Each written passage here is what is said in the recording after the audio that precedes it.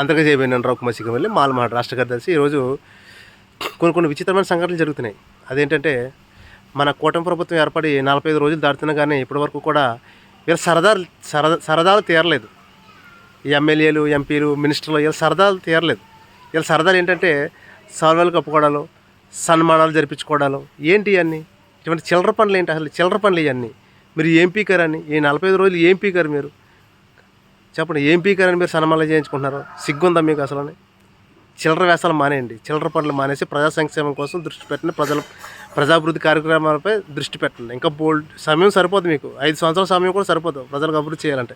ప్రతి నియోజకవర్గం కూడా గత ప్రభుత్వం ఎక్కడ వర్క్లు అక్కడ పెండింగ్ పెట్టేసింది. ఈ వర్క్లన్నీ మీరు పూర్తి చేయాలంటే ఖచ్చితంగా మీరు వర్క్ల పైన, అభివృద్ధి పైన దృష్టి పెట్టాలి. అందుకని ఇటువంటి సాల్వలు కప్పుకోవడాలు, విజయోత్సవాలు, సన్మానాలు చేయించుకోవడాలు, ఇటువంటి చిల్లర పనులు మానేయండి. ఇంకా అయిపోయింది అంత టైం లేదు మీకు. జై భీమ్.